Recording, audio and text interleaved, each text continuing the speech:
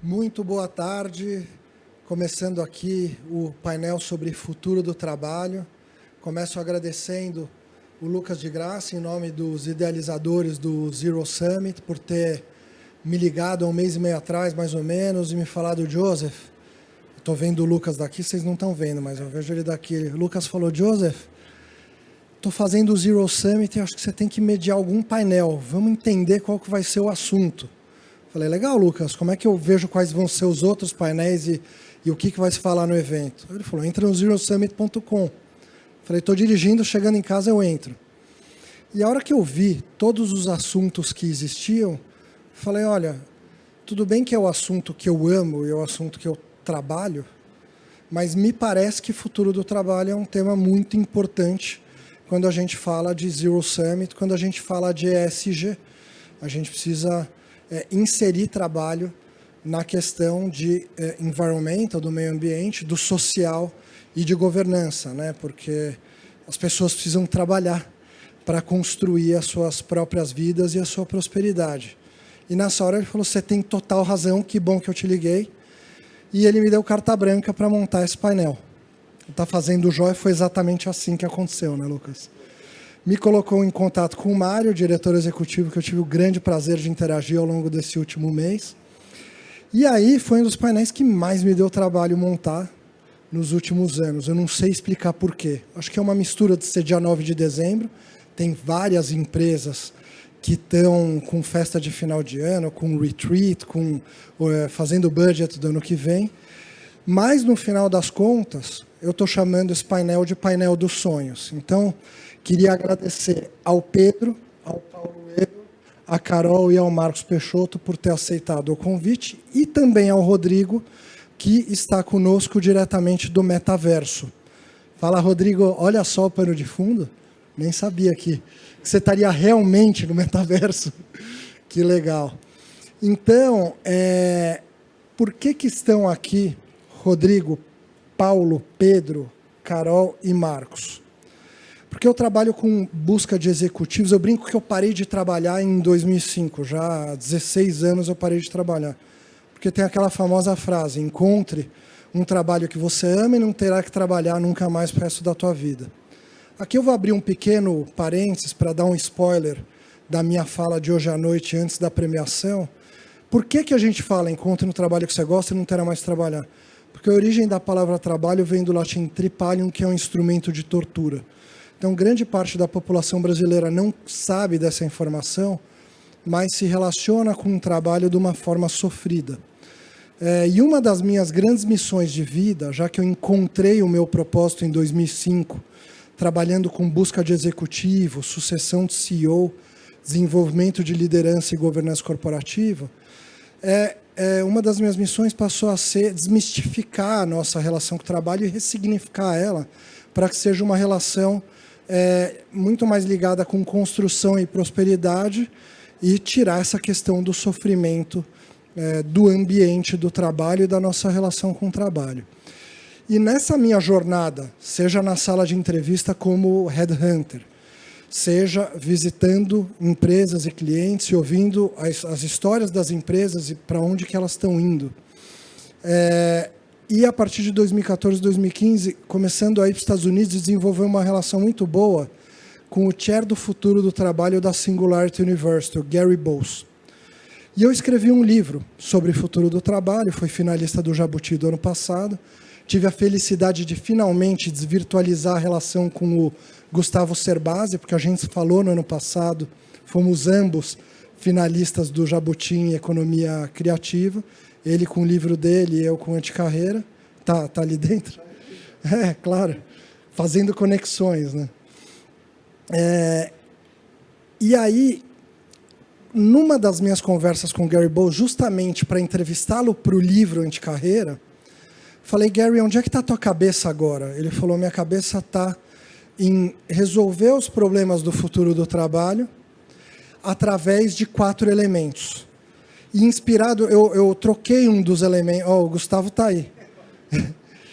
Eu troquei um dos elementos que o Gary Bohl me contou naquela conversa para o livro, mas eu mantive 3 dos originais e montei os meus 4 elementos, ainda trazendo uma pitada de futuro com o 5º, que é justo o do metaverso.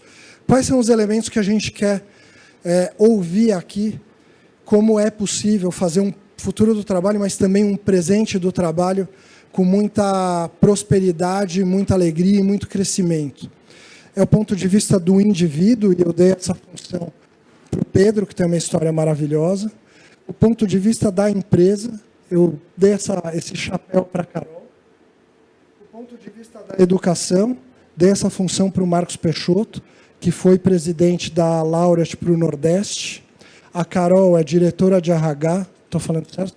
Tem alguma coisa junto, tipo Head de RH. Para a Vortex, que é uma scale-up brasileira.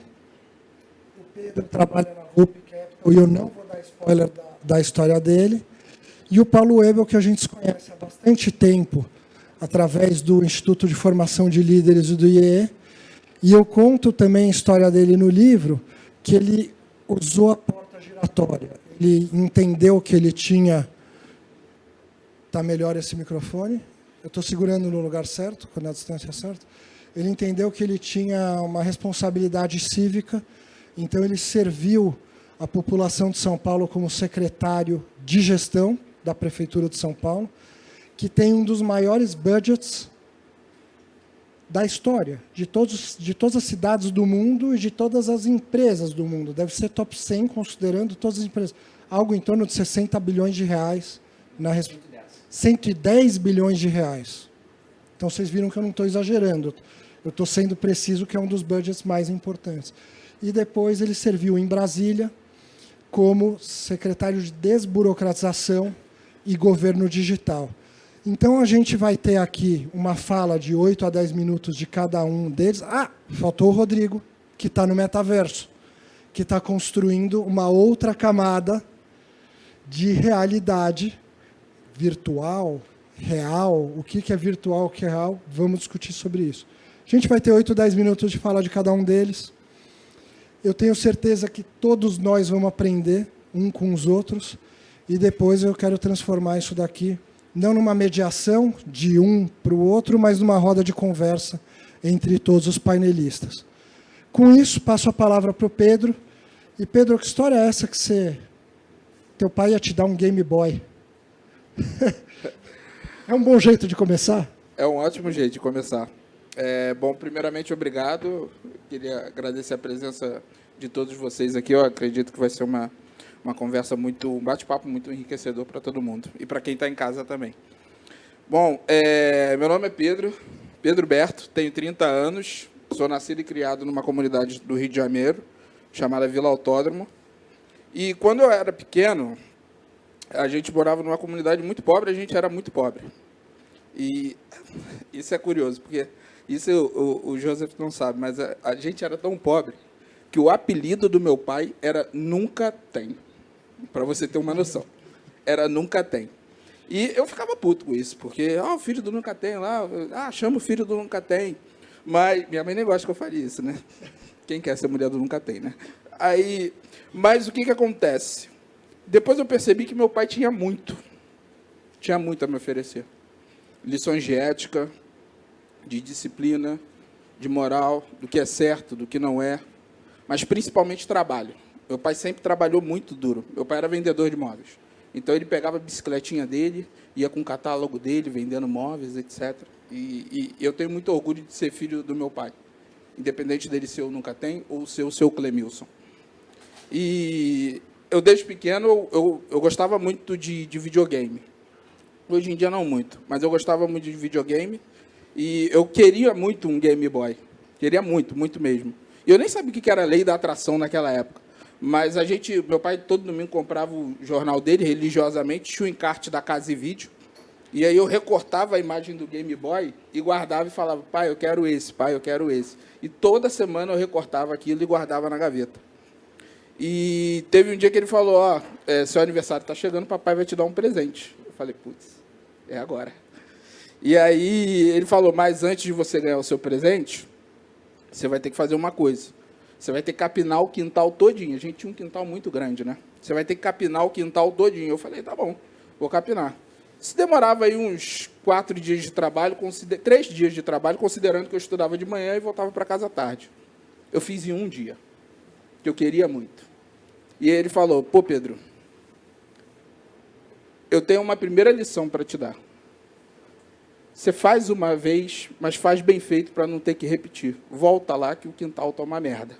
E aí eu tive que voltar. Qual que era a tua idade? Eu tinha 12 anos de idade, 11 anos de idade. E aí eu voltei lá, limpei, demorou muito mais para desfazer tudo aquilo que eu tinha feito de errado. Mas aí, no final, depois de 5 dias, eu apresentei lá para ele, ele falou, não, tá muito bom, fecha os olhos que eu vou trazer um presente para você.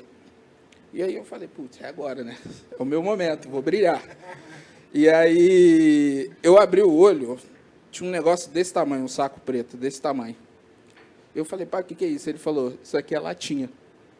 Papai juntou para você, a gente vai no ferro velho, a gente vai trocar isso por dinheiro, e agora você sabe como você vai ganhar o seu dinheiro e como você vai conseguir comprar o seu Game Boy. Eu não fiquei tão feliz, confesso, mas aquele dia que eu troquei a latinha que era do meu pai, que ele tinha me dado, pelo dinheiro e guardei o meu dinheiro, eu comecei a me tornar uma pessoa melhor. Uma pessoa que eu entendia quais eram as minhas limitações e o que eu precisava fazer exatamente para conseguir o que eu queria, que era o Game Boy. Era o meu objetivo. E aí eu comecei a catar latinha, quando eu saía da escola, catava latinha na praia, no final de semana e tal. E aí, depois de muito esforço, eu consegui o meu primeiro videogame. E qual era o videogame? Não era o Game Boy, era o Master System. Era o Master System. Era um videogame um pouco pior, mas era um videogame que, pelo menos, me deu o gostinho, o cheiro, sabe? Mas não era aquele videogame que eu queria. Quando o Flamengo ganha a Libertadores, ele quer o Mundial. E eu queria o Game Boy, eu não queria o Master System, né? E aí eu comecei a juntar mais de latinha, trocava por dinheiro, e chegou num dado momento que eu olhei para o ferro velho e eu vi que tinha uma tabela de valores. De um lado, os materiais lá, e do outro, os preços. E aí eu percebi que o cobre era mais caro do que o alumínio. E aí eu passei a focar mais no cobre, porque me dava uma rentabilidade maior. Então, eu achava um ventilador velho, eu ia lá, tirava o ferro, tirava todo aquele cobre do motor e ia vender. E aí, depois, na sequência, eu troquei por um Sega Saturno, depois troquei por um Super Nintendo, depois eu peguei mais dinheiro e troquei, finalmente, no Game Boy. Era o pior Game Boy, tá? Só para esclarecer. Tinha o Game Boy Advance, tinha o Game Boy Color, eu fiquei com o último, que era o Pocket, era um preto e branco. E eu ainda tinha que continuar catando latinha para poder comprar pilha para poder jogar. Mas depois de um tempo, 3, 4 meses jogando Pokémon, eu percebi que o que me deixava exciting não era o jogo, era conquistar as coisas, era batalhar, era dar dura, era atingir a meta, o meu objetivo, o meu desafio. E, sendo bem sincero, não tinha tanto desafio em jogar Pokémon, né? Inclusive, eu nem cheguei a zerar, eu parei de jogar. E essa foi uma das lições mais bonitas que o Nunca Tem, o meu pai, que hoje em dia eu vejo que ele tinha tudo e que me deu tudo que pôde, deixou para mim como lição. E depois, mais tarde, a gente passou por um processo de remoção, porque a favela onde eu morava ela foi desapropriada pela prefeitura para poder construir o Parque Olímpico. Foi um processo traumático para a gente, porque é duro se acordar, olhar para o lado e ver os escombros da casa do seu vizinho, que foi desapropriado, e aquilo é muito uma mensagem de você ao próximo. Mas foram 2 anos de uma luta incansável. E depois desses 2 anos, que infelizmente a gente não permaneceu lá, 20 famílias permaneceram, isso é uma vitória, dado que os megaventos, quando chegam, desapropriam todo mundo. Mas a gente, infelizmente, não pôde ficar lá. Mas, depois que isso tudo aconteceu, eu decidi que aquilo nunca mais iria acontecer comigo. Eu prometi para mim mesmo que aquilo nunca mais iria acontecer comigo, e no que dependesse de mim, nem com meus filhos, nem com os meus netos, nem com os meus bisnetos. Mas, para isso, eu tinha que estudar e trabalhar muito duro. E aí eu fiz a minha busca, uma jornalista, se a Júlia estiver vendo a gente, obrigado, Júlia, você faz parte disso tudo, uma jornalista que acompanhou toda essa trajetória minha da Vila Autódromo, ela bancou o meu pré-vestibular, e aí eu estudei no pré-vestibular bom, e aí eu consegui estudar 6 meses, passar em uma ótima classificação na Fundação Getúlio Vargas, entrei com 100% de bolsa, o coordenador me deu auxílio material didático, transporte escolar, acomodação, veio do Rio para São Paulo, alimentação, saí do Rio para São Paulo, justamente porque eu entendia, a FGV tem no Rio também, mas a São Paulo você cria mais conexões, você consegue expandir mais sua mente. E aí vim para São Paulo. A graduação para mim foi incrível, incrível. Eu fui para a China com uma bolsa do Ministério do Comércio, passei 1 mês lá fazendo um summer program, me apaixonei pela China e decidi que queria voltar para lá. Fiz trabalho voluntário na Colômbia, em Cúcuta, na divisa com a Venezuela. E quando eu voltei de todos esses programas, que foram todos nas férias, eu decidi que eu queria passar mais tempo na China, porque eu entendia que, quando eu pisei na China, eu percebi que a China era o futuro, e que eu tinha que estar participando dessa construção do futuro no Brasil / América Latina de alguma forma. E nada melhor do que você ter um benchmark, né? E foi interessante, porque a primeira vez que eu fui lá foi em 2017. E os policiais lá, a maioria não andam armados, tá? É muito difícil você ver arma, ainda mais arma no calibre pesado, mas eles tinham uma câmera clipada lá. E aí você consegue perceber a diferença, né? Porque isso foi em 2017. A Polícia de São Paulo, a Polícia do Estado de São Paulo começou a botar isso recentemente. Então eu queria muito entender mais sobre o que poderia ser um bom benchmark de certas coisas que a gente poderia trazer para o Brasil. E aí eu fui estudar na Tsinghua, que é uma das 20 melhores universidades do mundo, que fica na China, os presidentes chineses estudaram lá, etc. E aí eu voltei para o Brasil e decidi trabalhar com tecnologia. E aí comecei a trabalhar na Redpoint Ventures, que é um excelente lugar para se trabalhar, até porque você consegue entender mais o modelo de negócios de uma forma geral, entender mais o ecossistema de inovação do que ficar em uma única startup. Isso, para mim, foi muito enriquecedor. E aí chegou a pandemia. Na pandemia, eu falei, cara, putz, eu estou trabalhando aqui, estou aprendendo bastante, mas eu sei que uma hora as comunidades, as favelas que eram muito próximas da realidade que eu tinha lá na Vila Autódromo, vão ser mais impactadas num lockdown. E como é que eu posso ajudar? E aí eu criei um programa chamado Favela Sem Corona, que basicamente eu juntei muitos founders de startup, Ribbon, James, juntei a HighLab, que também produz os equipamentos, e depois, no final, consegui juntar o SoftBank também, que fez um aporte significativo para a gente fazer a testagem das pessoas na favela da Rocinha. Foi um programa incrível, foi um programa muito bom, e a gente não só fazia a testagem, mas também fazia o monitoramento. Porque a gente fala Rocinha, mas a Rocinha tem 13 subbairros, ou seja, tem 13 partes da favela. Cachopa, Valão, etc. E aí a gente conseguia fazer o tracking, ou seja, o acompanhamento, o monitoramento do índice de contaminação dentro de uma parte específica nas favelas. E aí as lideranças conseguiam avisar, aqui o índice está maior, gente, vamos se cuidar, etc. E isso foi muito bacana para mim. E eu percebi que, dentro disso tudo, eu não poderia só ser o cara que era uma engrenagem dentro daquele sistema. Eu tinha que, e muitas vezes, me colocar como papel de motor, de você produzir, de você puxar as pessoas, não, vamos fazer isso, vamos fazer aquilo. Eu acho que é um jogo de ganha-ganha, tanto para as startups quanto para a comunidade. E aí eu fui crescendo nesse sentido, de ser empreendedor da minha própria vida, de empreender em todos os lugares que eu tivesse. E eu acho que esse é um conselho que eu poderia deixar para os jovens e que eu acredito que é fundamental para a vida. É você empreender em cada momento que você tiver. Ou seja, você vai empreender para conseguir o seu primeiro Game Boy, mas se você entrar numa startup, você vai ter que empreender seja você o faxineiro ou seja você o CEO. Está certo que o faxineiro não tem tantos incentivos dentro da startup, mas, obviamente, ele tem outros sonhos.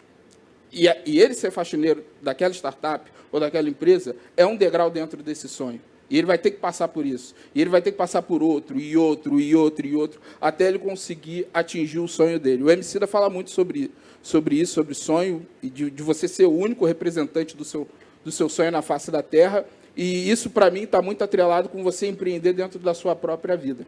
Eu acho que, para mim, isso é uma das coisas mais importantes e ricas que a gente pode fazer quanto ser humano para si mesmo, para buscar o nosso propósito, ter o nosso propósito, exercer o nosso propósito e ser bem-sucedido naquilo que a gente ama, que a gente gosta de fazer. E hoje eu trabalho na Volpe, sou muito feliz lá, porque é um espaço onde eu consigo conversar com os founders, consigo entender muito, e agora também eu tô num projeto paralelo, part-time, onde eu estou ajudando alguns jovens a conseguirem empregos em startups. Então, quem tiver aí, for founder, ele estiver assistindo, se quiser colaborar, disponibilizar algumas vagas, a gente... porque, quando eu entrei na GV... A Carol, com certeza, já vai querer contratar a turma que está inspirada por você, não tenho dúvida nenhuma. Com certeza. Porque, quando eu entrei na GV, eu percebi que a única diferença do pessoal da GV para o pessoal da favela era um pouquinho mais de conteúdo. Porque, na verdade, eu considerava até o pessoal da favela um pouco mais safo, sabe? Aquele Smart Street, sabe? Então, eu considerava que essas pessoas, elas poderiam ter as mesmas... Se elas tivessem as mesmas oportunidades, elas poderiam performar muito bem, entendeu? Com todo respeito aos meus amigos gevenianos, mas as pessoas dentro das comunidades, elas têm um senso de ownership, de ser dono daquilo, de fazer, de ter raça, de ter resiliência muito grande. E para mim, isso já é o suficiente para eu conseguir ajudar essas pessoas a que elas consigam uma determinada posição dentro das startups. E dado que você não precisa saber Durkheim para poder estagiar numa startup, entendeu? Você não precisa saber FIM 2, dependendo da área que você está numa startup. Às vezes, a startup quer um CX, um Customer Experience. E aí o cara desempenha muito bem essa função, porque ele consegue se comunicar muito bem, consegue ajudar as pessoas a resolver os problemas. Porque o que mais a gente resolve dentro da favela é problema, porque é o que mais tem lá. Então, convido todos vocês, a quem quiser, quem tiver a fim de colaborar com essa empreitada, com essa ideia, o e-mail é contato@pedrojobs.com. Tá? pedrojobs.com. Isso, exatamente. Pedro, que espetáculo a tua abertura do painel. Carol, como é que a gente vai fazer agora para eu te passar a bola do Pedro? Será que eu preciso mandar para o metaverso? Você consegue segurar? Não, a bola dele é muito redonda, mas... Não, eu não queria estar na tua cadeira agora, não. Eu também não. Eu achei que era o Paulo que ia falar agora, que não ia ser eu. Então, se quiser, eu mando para o metaverso. Eu estava até falando, não, tranquilo, não, vai ser mas, na ordem. Eu já então... sei. A gente faz a ponte do seguinte. Chega tanto candidato que não tem essa... Ele é um cara muito inteligente, mas além da inteligência, essa energia, essa atitude... É pegada mesmo, é isso aí. Pronto, consegui te passar a bola de algum jeito. Começa Tá falando ótimo. sobre isso e aí Vamos lá. você conta que história é essa da Vortex, o que é agente fiduciário, como é que nasce uma empresa no meio da crise que já tem 200 pessoas trabalhando, que no ano que vem vai contratar mais 200, então... Cadê a crise? É a crise de não achar gente boa para essas cadeiras que você precisa, né? Não, mas é verdade. Parece até jargão, né? Falar do apagão de talentos, mas é verdade. Isso acontece e continua acontecendo. E a história do Pedro é demais mesmo. Eu até tenho, você estava falando, e eu tenho um viés inconsciente, na verdade é um viés consciente, que eu adoro histórias de bolsistas nas faculdades. Então, toda vez que eu entrevisto um jovem, ele falou que foi bolsista, eu até tenho que me controlar, porque às vezes a pessoa não é, né, não preenche o job description, mas eu já tenho aquele viés de falar, cara, porque essa pessoa realmente passou por coisas na vida, como você falou, e superou processos seletivos, né, os primeiros processos seletivos da vida. Essa pessoa teve uma ambição, uma força de vontade tão grande que já qualifica para muitos trabalhos e muitas posições que a gente tem. Então, parabéns, foi muito legal essa história. Depois eu já vou fazer contato com você, porque a gente tem vários projetos lá interessantes. Mas o que a empresa precisa desse futuro do trabalho? Você, como a head de RH, o que está faltando, o que está acontecendo? O que é a Vortex? Tá, vou contar então um pouquinho primeiro o que é a Vortex e daí o nosso desafio de falar do futuro do trabalho, como é que a gente vem vendo o mercado. Então, o que a Vortex é? A Vortex é uma infratech, né? Então, uma fintech de infraestrutura para o mercado de capitais. E o que é isso? Porque eu sei que é bem complexo. A gente, pessoa física, investidor, a gente não tem tanto contato com esse back-office do mercado. O que a gente vê é muito mais, e ainda mais no Brasil, que a gente tem pouca educação financeira, então é bem difícil a gente até atrair os profissionais, seja da área de tecnologia, quanto da área de mercado mesmo. Mas a Vortex, a gente é essa fintech de infraestrutura para o mercado. E como é que o que a gente faz? A gente, de fato, é uma DTVM, então a gente é uma distribuidora de títulos e valores imobiliários, regulada pelo Banco Central, CVM, Ambima. Os nossos serviços do core, né, a gente fala dos horizontes de crescimento também de uma empresa. Então, do nosso horizonte 1, o nosso core, que são os serviços principais que sustentam o negócio hoje, a gente faz um serviço que chama agente fiduciário, que é um serviço de monitoramento de dívida corporativa. A gente também tem um outro serviço que é a administração fiduciária, que é a administração de fundos de investimento, hoje mais voltados para fundos estruturados, e a gente também está olhando para fundos líquidos. E também a gente tem o que a gente chama de banking services, que pode ser conta de liquidação, conta escrow. Então, são esses serviços que a gente presta. E o nosso propósito como empresa é descomplicar o mercado de capitais por meio de uma plataforma de microserviços, porque hoje o mercado de capitais ele não é intermediado como um banco, por exemplo, que no mercado bancário de crédito que existe uma grande intermediação pelo banco. O mercado de capitais ele não tem tomador falando direto com o investidor, mas existem várias empresas necessárias, vários serviços necessários para, por exemplo, uma empresa emitir uma dívida, então para a emissão de um valor mobiliário. Então, a gente vem com essa proposta de construir uma plataforma onde a gente vai colocando esses microserviços e daí a gente descomplica e, ao mesmo tempo, quando eu descomplico o mercado de capitais, deixando mais simples, mais fluida essa relação, eu também democratizo e as pessoas acabam tendo mais acesso a esse mercado. E daí, falando também um pouco, a gente está falando de inovação e no nosso horizonte 2 e 3 de inovação, a gente acabou de ser autorizado pela CVM, no ambiente regulatório, do sandbox da CVM. Então, a gente tem uma tokenizadora, que a gente está colocando de pé agora. Então, a gente vai tokenizar valores mobiliários. Então, vai ser bem interessante, porque é algo novo, ainda mais no ambiente já regulado, né, acompanhado pela CVM. Então, isso traz bastante credibilidade. Então, são desafios aí imensos de contratação, né, como a gente estava falando. Eu vou dar mais um spoiler, e eu vou pegar justo o Lucas aqui. Lucas, quantas profissões você acha que existem catalogadas nos Estados Unidos? A minha expectativa é que você erre de longe. 10 mil, você foi super bem. 10 mil é o número das profissões catalogadas aqui no Brasil. Nos Estados Unidos tem mais de 30 mil profissões catalogadas. Então, no painel de mobilidade que você estava me comentando aqui antes da gente começar, essa história, o carro autônomo vai tirar o emprego dos motoristas, e agora?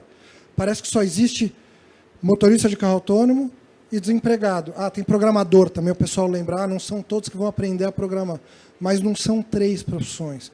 Catalogadas já são mais de 30 mil. Então, dentro da Vortex, por exemplo, tem um monte de coisa sendo feita, que o pessoal na Jovem Pan fala, o afegão médio, eu estava esperando poder falar isso num painel, que o afegão médio não tem a menor ideia que existe. O agente fiduciário, a administração do fundo. Eu sei o que é tokenização, mas eu imagino que metade das pessoas que estão vendo a gente ao vivo agora não tem a menor ideia ainda do que é tokenização. Exato. Que saiu o NFT a 60 milhões de dólares. É isso. Não, e daí esse é outro desafio, né? Então, primeiro, na atração, explicar para as pessoas o que é isso, também um pouco que vai utilizar a tecnologia do blockchain, que é algo também que não tem muita gente que trabalha com isso, então a gente tem vários desafios em termos de educação mesmo, financeira, e de explicar para as pessoas, para que eles também entendam qual é o propósito da empresa, porque também normalmente uma empresa financeira tem um estigma de ser, né, do mal, e daí você fala assim, não, como é que a gente se posiciona também com esse propósito para explicar que é muito importante que as pessoas entendam o mercado financeiro, o mercado de capitais, que isso faz parte da evolução dele, não só como profissionais, mas que isso vai proporcionar a evolução financeira para que eles realizem os próprios sonhos deles. O Gustavo Cerbasi discorda. Se tem um cara nessa sala que concorda com isso, é o Gustavo Cerbasi, como educação financeira e como uma gestão bem feita das contas pessoais e empresariais trazem prosperidade, né? Impressionante. Exato. Então, o propósito, a existência da empresa já está ligada com um propósito maior. É isso. Acesso ao capital. Né? E daí até internamente, porque como a gente sabe dessa condição, né, dos profissionais e do nível de educação que a gente tem, então, por exemplo, até uma atividade que a gente, um desafio que a gente lançou na empresa é que todo mundo deveria ter uma certificação da Ambima, né, é o CPA 20, mas não é pela certificação, a gente não quer que as pessoas tenham uma certificação, não quero ser uma empresa certificada, mas eu quero que as pessoas tenham o mínimo de conhecimento, então a gente lançou esse desafio. E todo mundo que a gente contrata é comunicado que ele vai ser obrigatório, é mandatório, e daí todo mundo estudando. Então é muito legal você ver o desenvolvedor, o UX, o tester, as pessoas do financeiro, de compliance, então todo mundo estudando para ter esse mínimo de conhecimento no mercado de investimentos, porque a gente não é obrigado a ter isso, né? A gente não vende investimentos, mas tendo pessoas lá que conheçam, é o que a gente fala, para a gente atingir o nosso propósito, que é descomplicar o mercado, como é que eu vou descomplicar uma coisa que eu não conheço? Daí você tem que se colocar no lugar do cliente, tem que entender a dor do cliente para fazer o que o Pedro falou, resolver o problema do cliente. Exato. E daí a gente estava falando muito de, como tema que é futuro do trabalho, outras coisas que a gente vem influenciando e tentando identificar qual que é o perfil que eu quero e obviamente, qual que é a trilha de desenvolvimento lá dentro da empresa que a gente vai precisar para a gente atingir os nossos objetivos. Porque como área de pessoas, eu preciso pensar na estratégia de pessoas que vai viabilizar a estratégia do negócio. Então, isso se conecta muito com qual é a cultura que eu quero e também qual é o perfil de profissional e quais são os gaps de competência que a gente tem dentro dessa empresa, tanto da liderança quanto do colaborador individual, para que eles consigam nos ajudar a alcançar o nosso propósito. E muitos deles passam por questões como learning agility, a própria a adaptabilidade, flexibilidade. Então, são todas as competências que a gente vê, que vem se falando nos últimos anos, que com relação a futuro do trabalho. Então, tem muito mais a ver com soft skills do que com os hard skills mesmo. Então, é isso que a gente vem tentando identificar cada vez mais nos profissionais. O Marcos, até o final de 2019, era CEO da Laureate para o Nordeste. O que você gostaria, se ele ainda tivesse sentado na cadeira, mas aí a gente pode depois recortar isso e mandar essa parte do vídeo para o pessoal do sistema educacional.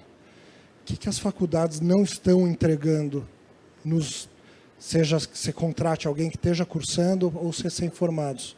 O que falta? Pede para o Marcos. Vou pedir, mais difícil, Marcos, porque do nosso ponto de vista do setor privado, instituição, cada vez mais em termos, por exemplo, agora a gente falou de orçamento, a gente estava nesse momento agora de montar budget para o ano que vem e tal, e daí eu estava pensando qual que seria o meu budget de desenvolvimento e aprendizagem. E educação, porque é algo que a gente se propõe a fazer. E daí a gente começou a ver que fazia muito mais sentido colocar mais peso no curso de curta duração do que no curso de longa duração. Porque cada vez mais a gente vê o curso de longa duração atrasado com relação ao que vem, o que a sociedade, o que o mundo está atuando. Então, eles estão sempre já, né, a academia está um pouco mais atrasada. Então, assim, como estratégia de empresa, a gente colocou mais força no curso de curta duração, que são cursos pontuais, onde as pessoas já conseguem adquirir o conhecimento e colocar na prática e as coisas vão evoluindo. E daí eu queria saber como, né, você já é executivo de instituições de ensino, como é que vocês veem isso? Porque, de fato... A culpa é do MEC? Primeiro, quero agradecer por poder participar desse debate. E vamos dizer, eu vou mudar tudo que eu tinha planejado de falar, porque a coisa é dinâmica, assim. Adaptabilidade. É total. Educação e trabalho, quando a gente fala, tem uma relação quase que umbilical. A gente sempre pensa, e a gente começa a escutar vocês falando, e a gente percebe que isso vem de uma forma intuitiva, natural. A educação sempre foi como a grande provedora para o trabalho. A educação sempre é como se fosse o motor para o trabalho, ou coisas do gênero. E esse sempre foi o modelo tradicional. E esse foi o modelo tradicional que nos levou agora para uma curva de inflexão, né? O que você coloca, o que o Pedro demonstrou, é uma coisa de um modelo que a gente tem que repensar continuamente. Por quê? Como funcionava e como funciona ainda é dominante esse modelo. O mercado demanda certas habilidades, certas características, certas profissões, e a educação tenta prover isso. E é óbvio que existe um time, e é óbvio que existe um gap em todo esse processo. E existe, colocando aqui pelo Joseph também, existem certas amarras. Então, é um ambiente onde, naturalmente, existem perdas, existem descompassos entre a demanda e a oferta. Cara, isso vem acontecendo durante muito tempo.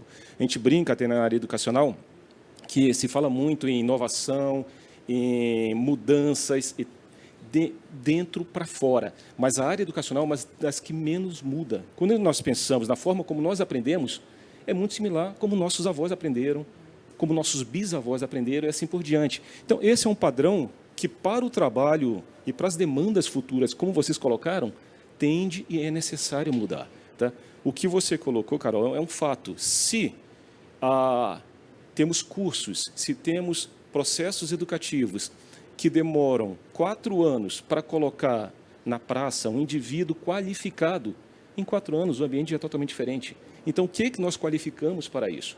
E ainda tem as amarras, que são, obviamente, diretrizes, curriculares. Não tinha tokenização, não tinha metaverso. Então, e esse é um ponto extremamente interessante, porque o Fórum Econômico Mundial mostrou também, fez um painel, acho que com 15 setores, se eu não me engano, em 26 países, incluindo o Brasil, sobre as profissões nesses locais. E eles notaram que o futuro, por exemplo, vai tocar no sentido de diminuir ou impactar negativamente em cerca de 85 milhões de cargos nesses 26 países. Então, ele olha esse lado do impacto potencialmente negativo, não do positivo, que é o que a gente tem que olhar também, tá? Mas o que isso serve de lição para a gente? O que ele quer dizer com isso é que hoje não existe um futuro claro sobre quais serão as profissões, as demandas que surgirão para o sistema educacional. Então, se antes, no modelo tradicional, a demanda já chegava com certo delay, com certo atraso para a resposta educacional, imagina quando a gente não sequer sabe o que vai ser a demanda do futuro. Então, existe um descolamento muito grande. Isso é preocupante? Eu diria preocupante para quem não se mover na área educacional. Então, o que a gente tem que fazer? E aí eu digo, por isso que eu gosto de um painel amplo, tá? Porque a resposta ela não é única. Educação não é simplesmente uma obrigação do Estado ou uma obrigação de certas entidades ou de certas empresas. É uma participação de todos, porque a demanda e a oferta têm que estar coladas umas com as outras. Então, é exatamente isso. O que vai ser da educação do futuro? O que a gente deveria fazer como educadores? A primeira coisa que a gente vê, a gente deveria gerar mais Pedros. Essa é uma verdade. Tá? O que a gente tem se a gente não entende qual vai ser a demanda futura e as necessidades futuras, as habilidades? Hoje a gente sabe de alguma dessas habilidades, tá? Mas essas habilidades podem mudar também daqui a 2 anos. E daqui a 6 meses elas podem estar diferentes. Então, o que a gente tem claro só nesse momento de transição, de grande transição? Primeiro, desculpa, Pedro, você está começando, você ainda é um jovem, mas você já tem esse perfil, que é o que a gente chama de lifelong learning, que é o processo de aprendizagem contínua. Quem está entrando agora, quem quer participar de fato de um mercado futuro, tem que ter essa atitude. Não adianta querer se prender no diploma do passado. Por isso que hoje os cursos de curta duração fazem mais sucesso, o que é natural. E aí surge o segundo ponto. Ok, eu tenho que ter essa capacidade de autodeterminação do meu futuro, de ser capaz de seguir aprendendo onde? Não existe mais um foco só de ensino e aprendizagem. A escola, a universidade devem ser atores importantes, mas eles não vão ser os atores únicos. E aqui eu brinco com todos, com todo o empresariado, com as startups, com quem quiser que seja, o que a gente tem aqui são grandes oportunidades. As edutechs estão aí também para representar isso. Tá? Onde a gente vai aprender, de que forma a gente vai aprender. Então, essas são respostas que ainda não estão definidas. Então, vai é a sociedade como um todo que vai buscar isso. A gente não pode ficar esperando que entidades promovam ou que deem essa resposta. Então, a pergunta que você me fez, eu carrego e a gente vai construir junto a resposta. Tem que ser assim a participação. Ok, o que a gente pode responder no tempo e de forma correta, mesmo que isso quebre paradigmas hoje vigentes. Por quê? Não importa, se o modelo atual hoje ele não é consistente, ele não é suficiente para promover a capacitação da demanda, ok, o que devemos fazer? E aí a resposta tem que sair e tem que ser muito mais ampla. Ela pode ser exatamente por novas empresas que venham a modelar esse formato. Então, eu sou totalmente partidário de que não devemos pensar de uma maneira hoje centralizada, de uma maneira única, mas sim de uma maneira plural. E o que traz isso também? Já traz a outra tendência, que é hard skills. Vocês falaram várias palavras que estão no dia a dia e que são necessárias para a educação. Capacitação, soft skills, hard skills. Hard skills são aquelas habilidades que se pode aprender hoje de verdade no Google, na internet. Hoje ela é muito menos importante do que a necessidade do que a gente chama de soft skills, que são habilidades atitudinais, como o Pedro demonstrou. Quais são essas habilidades? Hoje a gente sabe claramente que é essa adaptabilidade. Ela é de hoje e vai ser no futuro, porque a única coisa que a gente tem claro é que a mudança veio para ficar. A mudança é constante. Falando em mudança, para não deixar dúvida para quem está nos assistindo, você falou, vamos construir a resposta junto para a educação, mas você foi CEO da Laureate, foi CEO da Illumio. Agora, com orgulho, eu posso te chamar de meu sócio, porque na terça-feira o Marcos mudou de lado da mesa e agora ele passa a ser um consultor de governança, desenvolvimento de liderança e executive search. E com isso, Marcos, se você me permitir, eu passo a bola para o Paulo Ebel, que o Paulo vai trabalhar. O futuro do trabalho do Paulo é um negócio... Há quanto tempo que se inventou o saneamento, Paulo? Faz Centenas de anos. Centenas de anos. Roma Antiga começou com os aquedutos lá. Qual que é o alcance do saneamento básico no Brasil atualmente? Infelizmente, ainda temos 100 milhões de brasileiros sem esgoto tratado. 100 milhões de brasileiros sem esgoto tratado. Ou seja, Roma Antiga, estamos falando de 2.000 anos atrás. Um negócio de 2.000 anos atrás também é o futuro do trabalho, porque passar saneamento para mais 100 milhões de brasileiros vai dar muito trabalho, precisa de muito recurso. Com certeza. Primeiro, boa tarde, prazer estar aqui, estou adorando o painel, uma aula. E foi muito legal a ordem que você escolheu, Joseph, porque começa tudo com as pessoas, né? Os indivíduos, as comunidades. É a base de qualquer sociedade, qualquer organismo. Depois tem as organizações, empresas, entidades do terceiro setor. E, por último, deve vir o governo. Porque o conceito histórico de governo, né, o governo nasceu para quê? Ele nasceu para servir a sociedade, para tornar a vida mais fácil, menos onerosa, mais organizada, mais tranquila, mais segura. Então, essa é a premissa principal. Segunda é que o poder emana do povo. Então, todos os governos exercem um poder delegado a serviço da sociedade. Muitas vezes, na prática, a gente vê isso que não acontece. Infelizmente, é desvirtuado esse poder. Mas esse deveria ser o conceito do governo. Então, o governo deveria vir por último para organizar, facilitar, melhorar. E toda vez que o governo atrapalha, dificulta, burocratiza, encarece, ele está agindo contra a natureza do governo. E isso tem impacto no trabalho. Então, se você pensa o futuro do trabalho, o seu livro Anticarreira é brilhante, porque mostra muito isso, o governo está agindo errado, porque ele acaba engessando, atrapalhando, querendo normatizar e regular tudo e deixando pouco espaço para que indivíduos, pessoas, possam achar o que é melhor para a sua vocação, para as suas características. Tem gente que prefere trabalhar de manhã, tem gente que prefere trabalhar à noite, tem gente que prefere trabalhar em silêncio absoluto, tem gente que gosta de interagir. Se a gente for querer botar todo mundo na mesma caixinha, vai dar errado. Isso tem impacto, inclusive, em mobilidade. O Lucas aqui é craque, porque você, no momento que você diz, o horário de trabalho tem que ser das 9 às 6 da tarde, você está engessando a mobilidade. Todo mundo vai se deslocar no mesmo horário, todo mundo vai sair no mesmo horário, o horário do rush. O horário do rush é contra o conceito de futuro do trabalho. Você deveria ter gente entrando e saindo a qualquer horário que a pessoa quiser, que a empresa quiser, que a organização quiser, que fizer sentido. Então, os governos, de modo geral, pensando no futuro, têm que trabalhar em 3 frentes fundamentais. Primeiro, é na oferta. Pensar a oferta de serviços públicos de forma mais flexível, digital, acessível, para qualquer pessoa, 7 dias por semana, 24 horas por dia, 365 dias por ano. Então, esse é o lado da oferta. Segundo, a hora da demanda, a burocracia. O governo tem que desburocratizar, tem que simplificar. Se o cidadão já ofereceu, já prestou aquela informação uma vez, não pode pedir de novo. Já tem essa informação. Então, vamos parar de demandar as pessoas, a sociedade, as empresas, por informações irrelevantes ou por obrigações desnecessárias, custosas. Cada obrigação acessória é um custo a mais para as organizações. Em alguns estados americanos tem um conceito do single out, né? Eu não peço informação nenhuma para o cidadão. Se ele dá uma escorregada, andou com muita velocidade no trânsito, aí eu vou lá e peço biometria dele. A partir daquele momento eu começo a observar o cidadão. No Brasil é o oposto. Tem alguém que fraudou a Receita Federal. Então, a partir do ano que vem, todos os brasileiros têm que fazer uma declaração de imposto de renda, uma declaração disso, uma declaração daquilo, uma transação imobiliária. Pô, mas por que você não olha quem fraudou? Não. Agora a regra ruim vai para todo mundo. Pô, é sentido contrário. E o terceiro pilar dos governos para o futuro é a parte de regras, normatizações, regulações.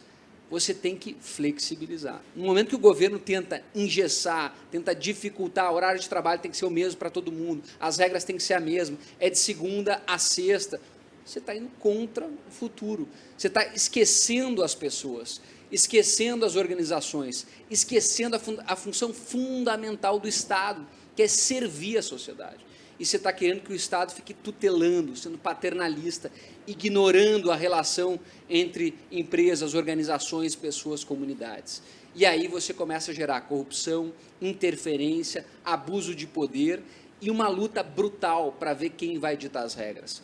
Porque no momento que eu tenho o poder de dizer o seguinte, essa empresa vai ter sucesso, vai ser campeã nacional, vai ser bilionária, essa aqui eu vou perseguir, eu vou sabotar, porque não são meus amigos, eu não gosto, porque me criticaram. No momento que o Estado tem esse poder, o que as pessoas vão querer? As pessoas inescrupulosas vão querer estar no Estado. Então você dá o incentivo mais perverso para incentivar a corrupção, vamos pegar o Estado, vamos ocupar as posições públicas, que deveriam ter pessoas vocacionadas, com uma visão de Estado boa, para que as pessoas sejam ocupadas por gente ruim, que está indo lá para fazer negócio, para gerar privilégio, para gerar um subsídio aqui para atender meus amigos, para conseguir um esquema lá, para ter uma bola. E é muito ruim. E aí o Estado começa a perder credibilidade e isso enfraquece o sistema democrático. Por quê? Porque ele saiu da sua função, dessa natureza de servir, de agir um poder delegado à sociedade e querer ditar regra, querer mandar, como se o Estado conhecesse todas as pessoas, os diferentes perfis de pessoas, de empresas, de entidades, de comunidades. É impossível, é impossível. Então, pensando em futuro, é um Estado muito mais focado em servir, muito mais focado em ofertar 24 horas, em demandar estritamente o necessário e relevante, parar de coisas operacionais, burocráticas, manda o sujeito lá, depois vai em outra repartição, depois vai lá e reconhece firma. Pô, isso não existe mais. E regras flexíveis que adequem aos diferentes perfis, diferentes necessidades e diferentes realidades. País continental, país com muita diversidade, não dá para colocar todo mundo na mesma caixinha, com as mesmas regras, dificultando os avanços de cada uma das diferentes situações. Paulo, você é formado em Direito, depois você fez um curso que eu me lembro em Georgetown, aquele ligado lá aos institutos que a gente se conheceu, de políticas públicas. Era de competitividade. Competitividade e liderança. Competitividade. E aí você trabalhou durante um tempo como diretor e depois presidente do LIDE. E você trabalhou, foram 2 anos na Prefeitura de São Paulo, mais ou menos, com aquele orçamento pequenininho de 110 bilhões de reais. Então, dinheiro tem. São Paulo não é uma cidade pobre, não é um... E mais ou menos 2 anos em Brasília. O que a gente está discutindo aqui, isso que a gente ainda nem falou de metaverso, estamos falando aqui de mercado financeiro, de educação, de comunidade, de ser enxotado pelo Estado, da sua propriedade, e o Estado te deu a força, no final o governo te ajudou, né, Pedro? Te deu a força para ser quem você é hoje. Não fosse o governo, você não tinha... Não estaria aqui. Você estava lá de boa. Aqui. Essa é a parte boa disso tudo. Essa é a parte boa da violação da propriedade privada. Só isso. E o que os caras da Prefeitura de São Paulo e de Brasília estão vendo do que está sendo discutido aqui qual é a distância? Eles entendem? No geral, a turma entende? Como que a gente faz para penetrar na cabeça do Onyx Lorenzoni, que é ministro do Trabalho, no ministro da Educação, que de verdade eu nem sei quem é hoje, eu sei que mudou bastante. Alguém sabe o nome do ministro da Educação? Mudou tanto que a gente não sabe. Eu li no momento de montar o painel, mas falaram, putz, o pessoal está reclamando tanto do governo que não traz alguém que seja do governo, traz alguém ex-governo. Eu falei, puta, então o Paulo. Porque o Paulo passou pela porta giratória, tem uma análise crítica que a gente acabou de ouvir, mas agora eu queria ouvir o que a gente pode fazer para o governo servir os interesses das Vortex, das investidas da Volpe Capital. Primeiro, foram 2 experiências fantásticas. Recomendo para todo mundo que um dia puder servir um governo, servir na sociedade, na prefeitura, estado, governo federal. É uma realização muito grande e é importante você conhecer por dentro como funciona.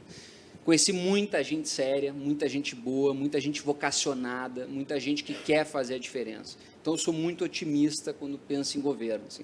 Tanto na Prefeitura de São Paulo, no governo federal, tive também contato, sou do Rio Grande do Sul, lá com o Estado, tem muita gente boa.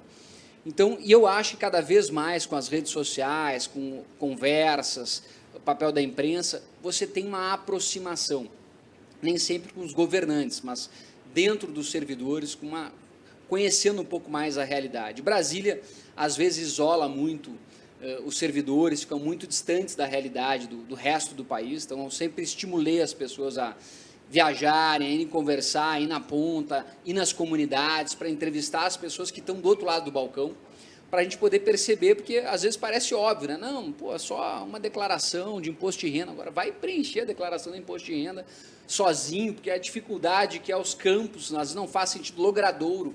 Quem é que fala qual que é o seu logrador? Pô, então põe lá, qual que é o seu endereço residencial? Começa a complicar até na linguagem. Então, isso às vezes faz diferença, mas eu vejo que cada vez mais, e a sociedade, para mim, é que dita o ritmo das mudanças e das reformas, é a gente poder colocar pessoas sérias, alinhadas, boas e bem intencionadas. No passado, eu sempre achava o seguinte, o ideal é ter um bom chefe do Poder Executivo, e ele resolve tudo. Hoje eu penso diferente. Se for optar entre ter um bom poder executivo ou um bom poder legislativo, um parlamento bom, eu vou dizer, vamos para o parlamento bom. Porque o parlamento é o que representa a sociedade. Então, ter bons vereadores, bons deputados, bons senadores é muito importante. Às vezes a pessoa está pensando só no presidente, no governador, no prefeito e decide na véspera lá, um vereador qualquer, às vezes acha um santinho no chão e vota naquele. Pô, não! O parlamento é muito importante, às vezes mais importante que o chefe do Poder Executivo. Então, vamos debater também. Então, tem uma pessoa séria da comunidade, bem intencionada, pô, vota nessa pessoa, ajuda ela. Tem um amigo seu que estudou com você, que sabe que é um cara bacana, uma mulher... Ajuda ela, não, bacana. se ajuda. Claro, se porque você está se ajudando. Então, pô, vender voto é absurdo, cara. O cara que vende voto não reclama depois, porque você vendeu o seu voto, que é o instrumento mais forte de uma democracia. É ali que você dá os parâmetros que vão impactar a vida de todos os brasileiros nos próximos 4 anos, no mínimo. Sendo que algumas decisões repercutem por 10, 20, 30 anos. Então é o seguinte, não vende seu voto. Quer vender, vende, mas não entrega. A CLT ficou 77 anos, mais ou menos, foi da década de 40, Mussolini, até 2017, 18, para fazer uma pequena reforma. Então, às vezes vai 80 anos. Então, assim, eu sou otimista, mas eu acredito na organização da sociedade civil mobilizada, participação, aí que vão vir as mudanças de forma mais rápida e estrutural. E, pô, gente que está lá há muito tempo, particularmente acho que deu a contribuição, tem que dar uma oxigenada.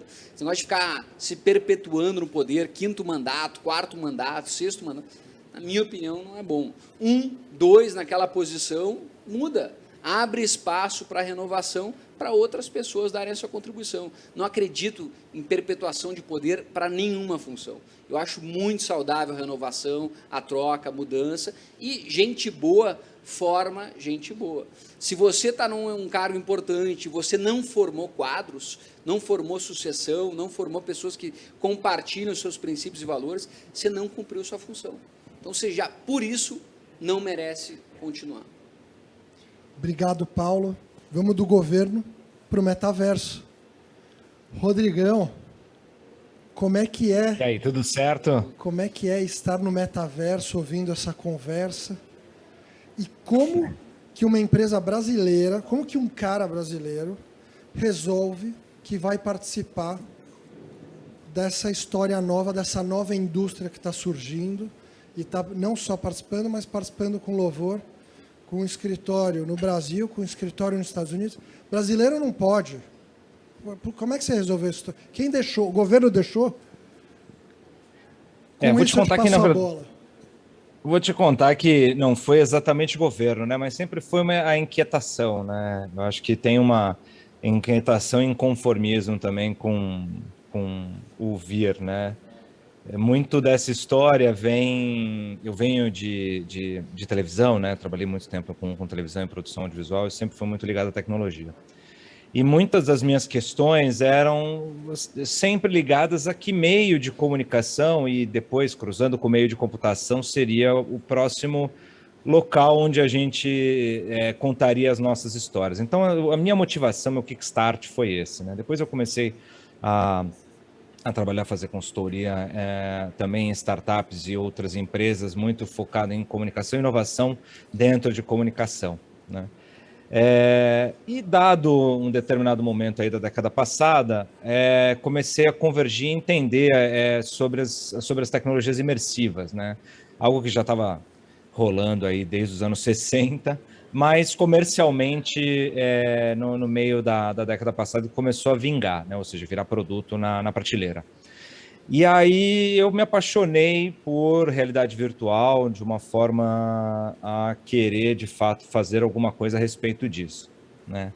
E aí também, mais ou menos um ano depois dessa fase, também reencontrei um amigo de faculdade, o Ricardo Justus, e também estava super inquieto ali, trabalhando com inovação em emissora, e a gente chegou à conclusão que a gente queria abrir uma empresa, né? Juntamos com mais o nosso terceiro founder aí da Árvore, que é o Eduardo de Montmort, que vem do mercado de capitais, e também sempre muito inquieto com o que a gente pode fazer para transformar, de fato, o mundo de uma forma impactante, né? Então, a gente conversando, falamos, ok, vamos abrir uma empresa no Brasil, né? Porque muito do que eu acredito e que nós acreditamos é que aqui, a gente poderia ter aberto nos Estados Unidos, já de imediato, né? Só nos Estados Unidos, por exemplo, a gente teve essa oportunidade.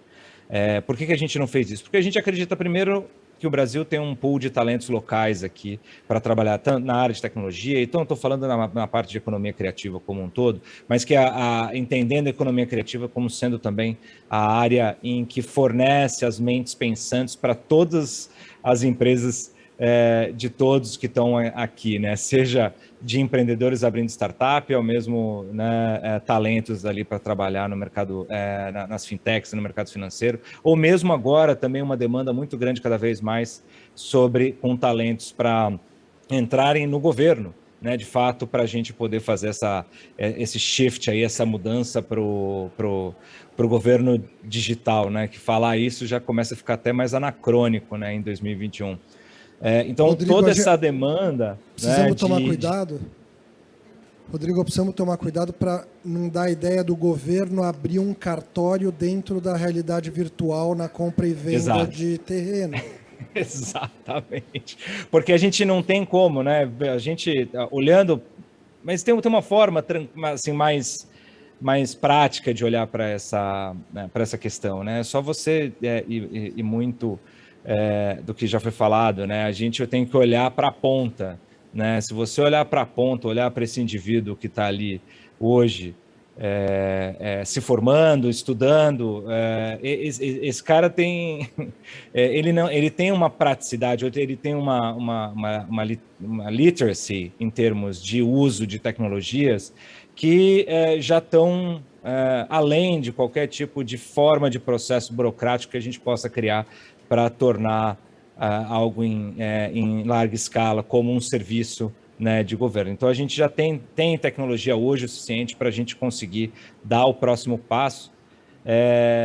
E a gente, e eu, obviamente, sempre inquieto com todas essas questões, a gente resolveu empreender aqui, né? Então, abri empresa no Brasil e nos Estados Unidos já de imediato, porque, querendo ou não, a parte de evolução tecnológica e olhando para hardware, olhando para software, software base de infraestrutura está sendo feito na Califórnia, com ponte na China, etc., na parte de conteúdo imersivo. Só que aqui tem as mentes criativas, né? Aqui a gente exporta talento, infelizmente, e cada vez mais a gente está tendo aí uma debandada de profissionais que nem de casa mais saem, mas eles estão trabalhando para multinacionais ou empresas realmente estrangeiras que acabaram olhando para o mercado brasileiro como sendo um mercado altamente potencial de talentos, agora podendo contratar sem ter que pagar reallocation ou mesmo alocar o cara em outro país, né? Você abre para o profissional é maravilhoso, mas para o mercado interno aqui que exporta é ruim porque a gente criou uma competitividade que às vezes é desigual por relação, muitas vezes em alguns mercados a gente não consegue equiparar, por exemplo, benefício, remuneração, e principalmente com a taxa de câmbio do jeito que está em dólar e euro.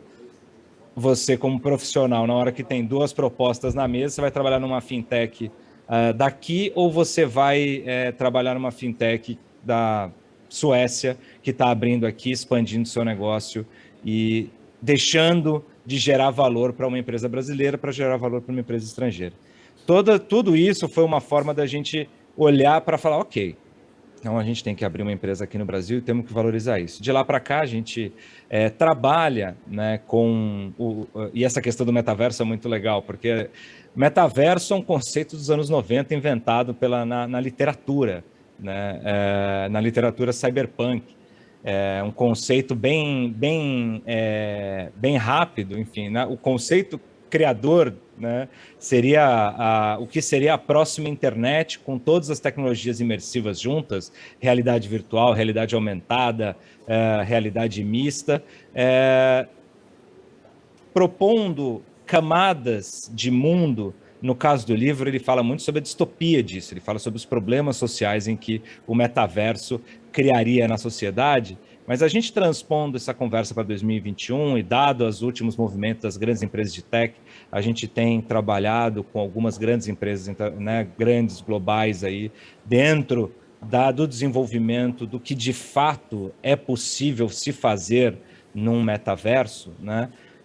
A gente tem, o que a gente observa, né? O metaverso é um conceito que está lá na frente, né? E aí eu vou dar uma visão muito pessoal, mas assim, o metaverso, às vezes a gente está falando de metaverso, e eu pego emprestado o que o presidente da Microsoft, não o Satya Nadella, o CEO, mas o presidente, falou no Web Summit desse ano, que assim, às vezes a gente está falando de metaverso, parece que a gente descobriu a dimensão pós-morte, né? Ou seja, agora a gente descobriu como viver além vida com o conceito de matéria e não sobre as questões espirituais que a gente acompanha nós há milhares de anos, né? Então parece que a gente está entrando em novas dimensões, né? Que é uma coisa que é completamente abstrata. Eu acho que o metaverso é um conceito muito, muito distante ainda hoje do que a gente tem tangível, né, agora no presente, mas a gente tem um momento, que eu acho que é um momento incrível, de construir a chegada até lá, né? Ou seja, quando a gente juntar essas tecnologias que vão propiciar que a gente tenha mundos, e que eu possa ser, por exemplo, a gente falou aqui de cidadão, né? Eu posso ser cidadão de qualquer lugar, e quando eu falo de qualquer lugar, né, a gente pode falar, puxa, mas a Estônia tem isso com a cidadania digital, né, em que você pode virar um cidadão estoniano, poder abrir uma empresa lá, sendo que você está em qualquer lugar do mundo, né, seguindo determinadas regras. Não é exatamente isso, eu estou falando agora já de um próximo passo, que é uma marca, uma empresa ou um governo de uma terra que não existe no mundo físico, você poder ser cidadão daquele lugar e você poder ter vantagens e benefícios, por exemplo, de ser cidadão de Terra do Nunca, de Decentraland, né? Falamos de NFT também aí. Eu sou cidadão de um universo criado por uma propriedade intelectual vinda do mundo da animação, né? Eu sou cidadão do Minecraft, por exemplo, né? Então a gente começa a sair de uma questão de se falar, caramba, o mundo os jogos são uma janela para metaverso, com certeza, né? Se você olha essas plataformas como Fortnite, etc., você começa a olhar e falar, poxa, Por que elas são consideradas, né, uma janela para esse metaverso? Porque tem gente que, durante a pandemia, trabalhou usando Fortnite. Né? Ao invés de fazer aqui uma videoconferência, as pessoas resolveram trabalhar de uma outra forma, ir lá em jogos multiplayer e começarem a desenvolver, fazer reunião de trabalho no meio de uma fogueira, em jogos como Red Dead Redemption, por exemplo, foi um case do ano passado, que é um jogo de Velho Oeste, que você vai lá no meio da fogueira e, enfim, várias e várias empresas e times começaram a fazer reuniões em locais em que você consideraria esquisito, né? Por que você vai fazer uma reunião dentro de um jogo, né? Porque existiu primeiro o problema da mobilidade. Um bom lugar para recrutar gente para tecnologia, hein? Acabei de ter esse insight, Carol. Vamos precisar contratar muito na Se você for contratar hoje, uma das próximas estratégias da própria Árvore é, de fato, entrar nas plataformas multiplayer, né? Porque é onde... até o Pedro falou, poxa, a motivação toda de começar a empreender foi querer um Game Boy, né? Imagina o repertório dessas gerações em que a gente precisa contratar hoje, aonde está, né? Como é que você vai trabalhar a linguagem para poder recrutar um cara, uma menina, etc., para essa sua empresa se você não está falando essa língua?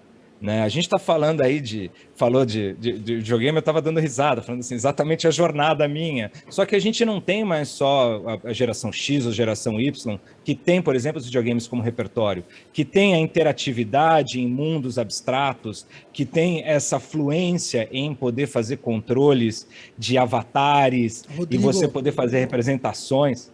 Quais são as profissões que tem dentro da tua empresa, dentro da Árvore, que talvez a gente não conheça? A gente já falou uns nomes aqui que talvez o público geral não conheça. UX, CX, apareceu coisa aqui que talvez o público não conheça. No final do dia, eu vou dar uma masterclass de futuro do trabalho, vou fazer um keynote speaking. Eu já posso abrir meu computador ali e colocar algumas que você me fale agora. Existe corretor, esse foi um insight que eu tive agora, corretor de imóveis dentro do mundo virtual? Quem que vendeu aquele terreno, $2,5 milhões na semana passada ou retrasada? Existe. Na verdade, agora tem as empresas especializadas em você olhar, por exemplo, plataformas de terrenos virtuais, né? É uma coisa que alguém um pouco mais velho vai bater e lembrar assim, nossa, mas isso aconteceu no Second Life, né? Por que está acontecendo isso de novo? Né? Aí você fala, cara, que o Second Life, ele foi aquela coisa, a coisa certa no momento histórico errado, né? Porque, na verdade, não é nem história, eu, pelo menos, não digo que foi um momento histórico errado, foi um momento que surgiu e a população, a sociedade humana não estava preparada, não tinha entendido, não tinha instrumento, ou não tinha vivido uma pandemia para se isolar em casa, para entender o potencial, por exemplo, de você ter um ambiente construído através de simulação que você pudesse resolver o problema da mobilidade, né? E o problema do encontro, o problema... e vamos dizer assim, não é que você resolve, né? O metaverso não vem para excluir o mundo físico, não é para isolar as pessoas dentro de casa e vai todo mundo fazer home office, quem puder fazer, e acabou. Não, o metaverso é um conceito muito maior em que a gente cria camadas de mundos, todas justapostas ao mesmo tempo, em que eu interajo livremente, com livre circulação entre elas. O que eu digo? Eu tenho a Terra do Nunca, eu tenho a Vortex, só que eu tenho um mundo lá da Vortex, eu tenho o mundo chamado São Paulo, eu tenho o mundo chamado Terra do Nunca, todos ao mesmo tempo acontecem e eu posso trafegar entre elas. Para a gente criar esses mundos, realmente, de fato... Você chega na reunião de um país para o outro como se você tivesse pego carona com o Lucas, é isso? Exato. Se eu quiser pular de reunião em reunião, não só em país, né? Esse que é o conceito legal. O país, a gente está olhando como se fosse um planeta Terra, né? Em que eu estou dividido em terras ali. Imagina que o Decentraland, que é esse exemplo do terreno, é um corretor de imóveis, não é de um país, né? Ele está construindo um universo infinito ali, né, que vai ser finito, porque precisam de regras ali para você não fazer geração infinita, para poder gerar valor no terreno, né? Então você não pode ser infinito, só que você tem se você for colocar como extensão de terra, é muito maior do que, sei lá, 3 superfícies do planeta Terra, né? Então a gente não está mais falando de país, de cidade, de prédio, a gente está falando agora de universos mesmo que convivem no paralelo. Qual que é a formação da turma que monta essas realidades virtuais aí através da árvore? E eu vou te falar que não só da árvore, mas muito do mercado também, vem profissionais muito do mercado de design de jogos, né? É um mercado Mas em que a gente acaba... Faz faculdade ou não faz faculdade? Depende do caminho, né? Hoje existem cursos técnicos, você pode fazer uma ETEC, pode fazer uma FATEC, você pode fazer um curso superior de design de jogos, por exemplo, que hoje tem um currículo que é mais generalista. A gente tem várias críticas em relação ao próprio currículo de design de jogos, mas ele hoje seria o curso superior mais próximo de você conseguir ter uma visão holística, sistêmica, de construção desses universos, né? Você pode olhar a profissão do designer de jogos e do programador, do game developer, daquele desenvolvedor que está focando em game, não é mais só game, né? Hoje tem especialistas e game designers que trabalham com economia em game, que são talvez as pessoas que vão pensar muito sobre essa nova economia baseada em blockchain para dentro das grandes plataformas conectadas no metaverso. Né? Muita gente acaba falando, poxa, mas isso vai vir do mercado financeiro, do mercado de capitais? Fazer e-learning, por exemplo, o Lucas estava comentando que a inspiração do Zero Summit veio de um curso que ele estava fazendo em Harvard. Mas ele teve que ir, pegar o avião, fuso horário, deixar a família. E-learning faz dentro do metaverso, funda uma universidade lá dentro e ensina o que é necessário ensinar. Contrata um estúdio que está desenvolvendo isso, começa a botar conteúdo e bota todo mundo para ter headset na cara. Porque é isso que acontece. Hoje a gente tem as iniciativas no Brasil hoje de edutechs que têm trabalhado parte, por exemplo, de idiomas, né? A Bitools é uma delas que tem trabalhado o ensino de idiomas em realidade virtual. É descentralizado, ou seja, não importa onde você fazer uma reunião com o cara do governo porque está te atrapalhando, não precisa pegar o avião para ir para Brasília. Nada. Chama o cara para sentar na fogueira que nem faziam nossos antepassados. Senta aqui na fogueira do metaverso comigo, vamos resolver esse negócio. E vamos resolver olhando olho no olho, porque a questão também da tela, e aqui de Zoom e etc., às vezes a gente perde um pouco essa humanidade, a gente achata a relação humana aqui. Né? Agora, quando a gente está falando do metaverso, estamos falando de realidade imersiva, estamos falando de olhar, por mais que a gente esteja falando com um avatar, que o cara é uma bolinha falante, que é um robozinho com um bracinho bonitinho, mas você está olhando para alguma coisa que está se mexendo, você está vendo movimentos do braço de uma forma tridimensional, você está transformando de novo, ou resgatando a comunicação humana nossa de linguagem corporal, de expressões faciais de alguma forma, de tom de voz, etc.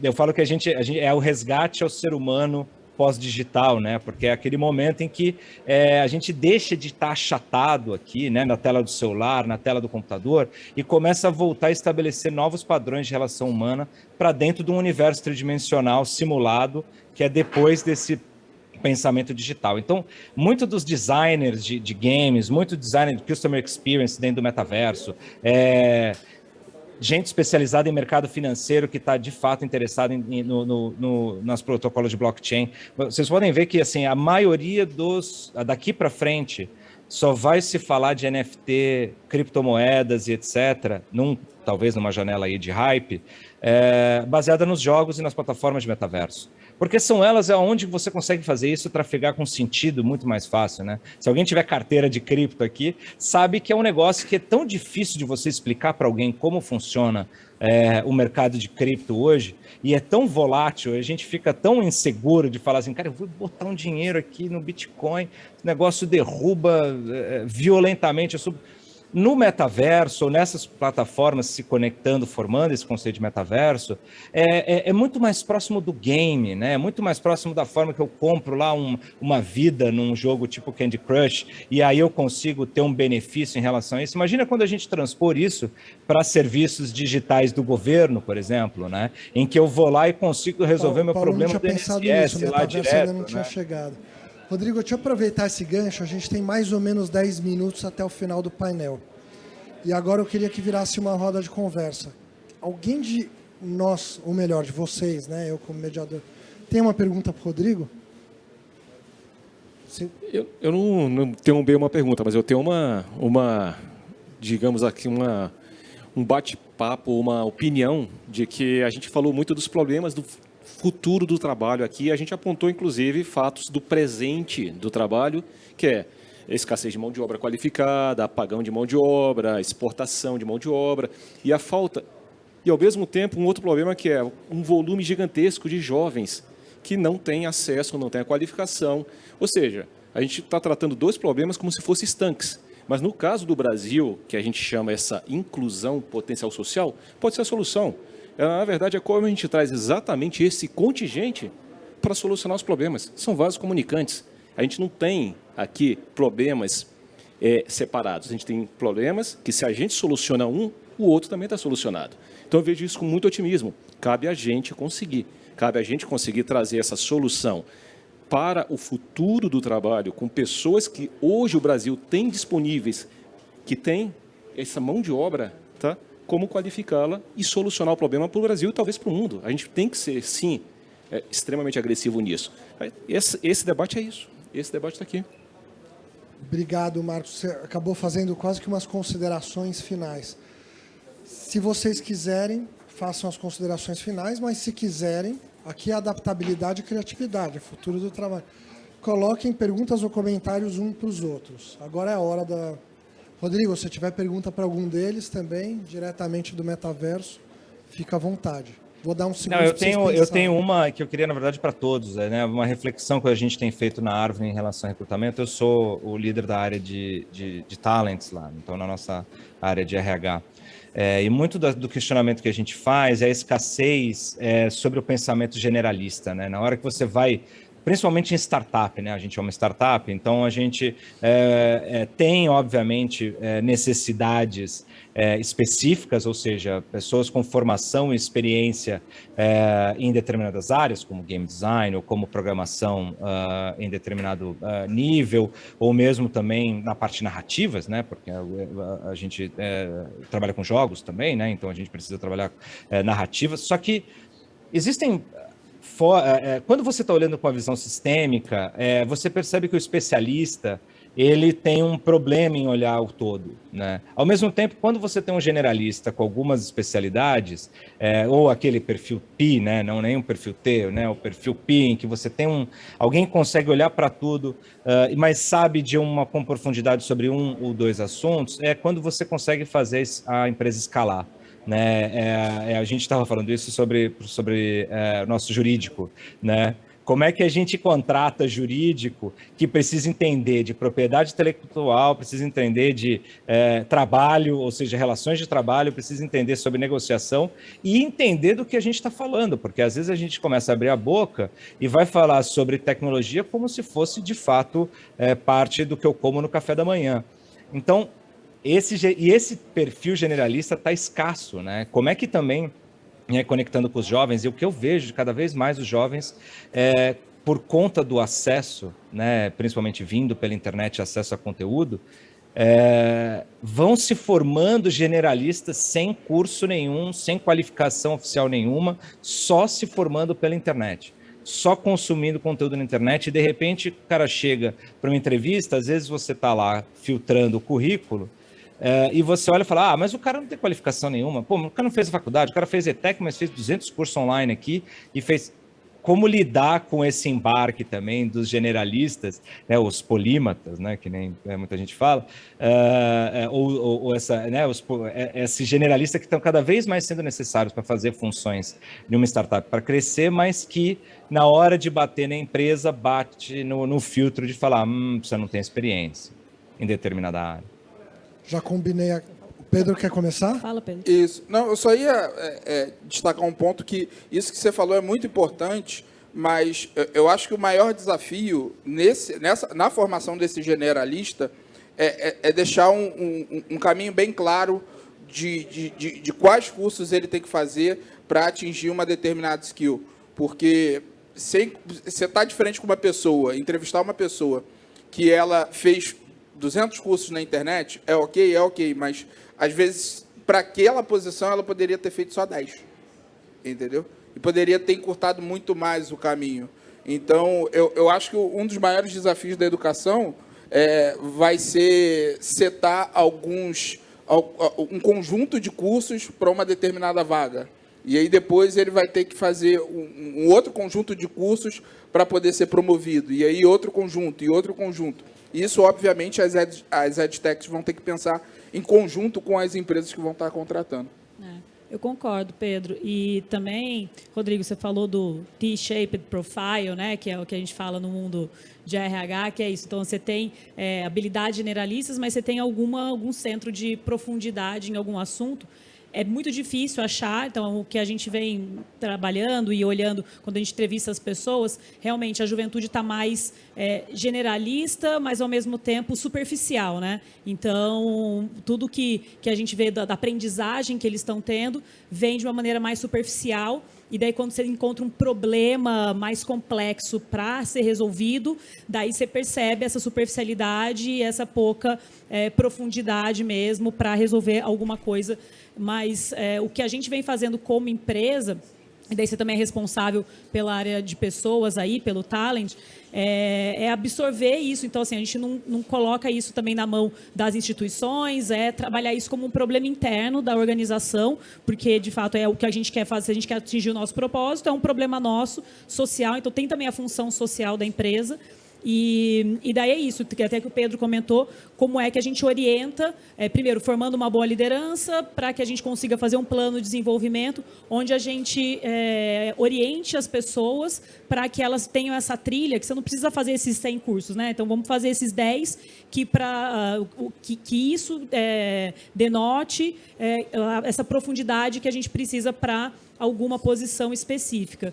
Então, do nosso lado, dessa forma que a gente vem lidando com esse problema, mas eu acho que como você disse, é uma realidade cada vez mais da juventude, e a galera de tecnologia é cada vez mais jovem, né?